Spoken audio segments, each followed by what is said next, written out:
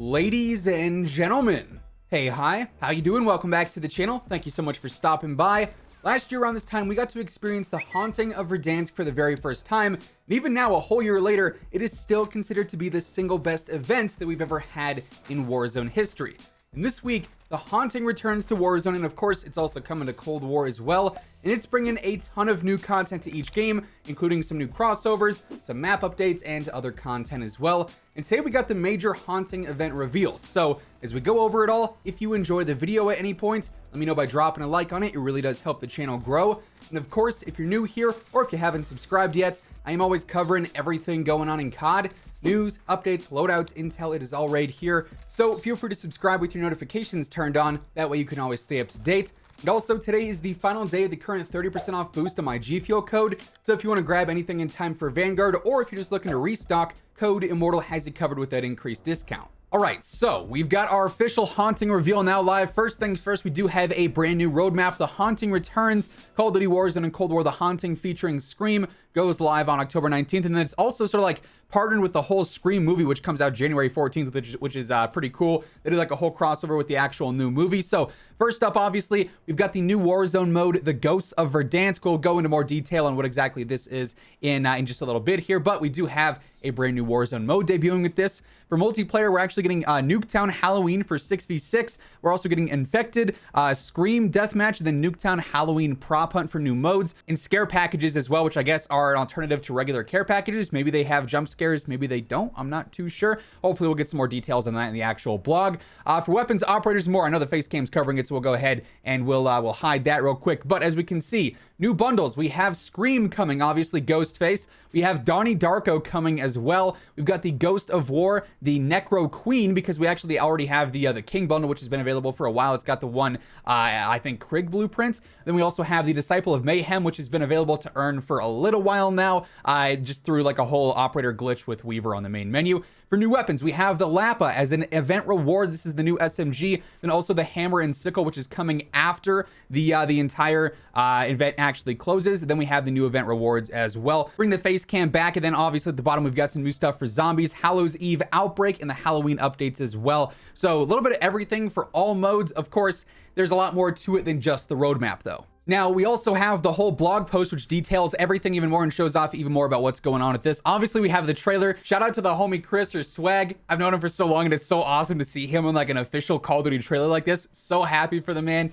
Dude's an absolute legend, seriously killing it in all ways. Of course, we have the main content of everything. We got a lot to go through here. Obviously, the roadmap, which we just broke down. Ghostface and Frank the Rabbit become Terrors in the Night through their bundles, available for a limited time. The Haunts don't stop with them. Portnova becomes the Necro Queen. Weaver dons the Disciple's Robe, and more. An SMG treat for hunting. Complete all Warzone and Cold War themed challenges to earn the Lapa SMG. So let's talk about the actual event. Obviously, we got Ghostface lurking in the back.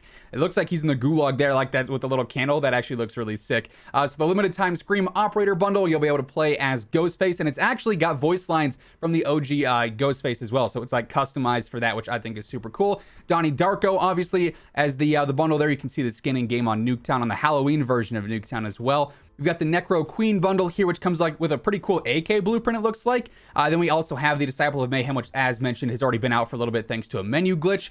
We go through, we got a new Tracer pack for Maxis, the Haunting event, and the Lapa SMG. So let's talk a little bit about this. During the Haunting event, there will be 2 sets of 9 challenges, 9 for Warzone, 9 for Cold War, with 19 items such as weapon blueprints to earn. In addition to rewards earned for completing each challenge, the Haunting offers a major bonus reward for finishing all 9 challenges in either game of the Lapa SMG. This ranged prototype will test your opponents from a distance. Its attachments leave plenty of room for investigation on how it can fit into the meta, but on its own, it's a high damage but slow firing SMG. So I think this is going to be pretty similar to like the Striker 45, and apparently it's going to have some range to it, so it could be pretty good for sniper support as well. Now let's talk Warzone Intel, the Ghosts of Verdansk LTM.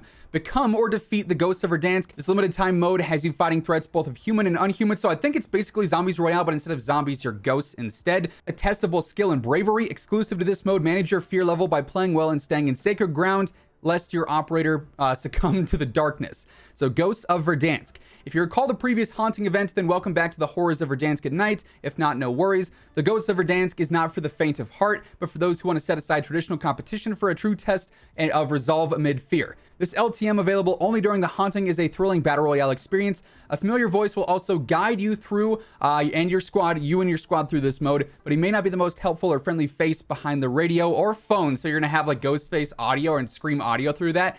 Honestly, pretty cool. Life after death. Ghost respawns in sacred ground.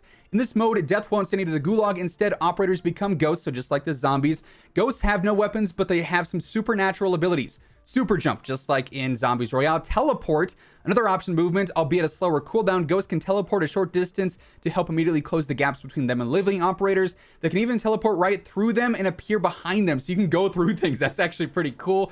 And then Spectral Blast is basically like the stun. So it pretty much is Zombies Royale, but reskinned as ghosts instead. Honestly, I'm all for it. I love that LTM. It was a ton of fun. Ghosts can only swipe, so they only have melees. A ghost can respawn one way or another with a horrifying finishing move. Performing this move will keep the soul intact, and you can respawn automatically. All players can be attacked by ghosts, but they do have a safe spot to take solace in, which is like a glowing blue area on the map where they can't enter, apparently. So that's the sacred ground. So you have like sort of a protection zone too. It's the anti-sea bear circle, basically, is what we're getting at here. We also have a mode based in fear. Ghosts of Verdansk also introduces a new meter known as Fear, located in the bottom left.